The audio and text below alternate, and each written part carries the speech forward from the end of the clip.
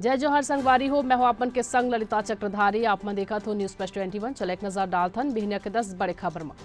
वित्त मंत्री ओपी चौधरी आज पेश कर ही विष्णु देव साय सरकार के पहली बजट युवा किसान और महिला मन पर हुई फोकस। छत्तीसगढ़ में 3 IAS 6 IPS अफसर मन के ट्रांसफर। राज्य सेवा के 18 अधिकारी मन के तबादला। संजय कन्नौज दंतेवाड़ा ले बालौद भेजे गई। रायपुर के खुटेरी जलाशय में डूबी 3 छात्र के 100 दूसरा दिन बरामद हुई। नहाए बर गे रहे तीनों छात्र। लोकसभा और राज्यसभा उम्मीदवार के नाम में हुई चर्चा। 2 घंटा चली बीजेपी के दिग्गज नेता मन के बैठक। कांग्रेस सरकार में बढ़ी अपराध के ग्राफ। हत्या, लूट व दुष्कर्म के मामला में 6वां स्थान में पहुंची छत्तीसगढ़। गृह मंत्री हदीस जानकारी। कोयला घोटाला मामला में जेल में बंद IAS रानू साहू के जमानत याचिका छत्तीसगढ़ हाईकोर्ट करे खारिज। अवैध मदरसा गिराए के बाद हिंसा 4 के हुई मौत। हल्द्वानी में 300 पुलिस कर्मचारी घायल। हरियाणा के CM अपन कैबिनेट के संग राम मंदिर के करही दर्शन।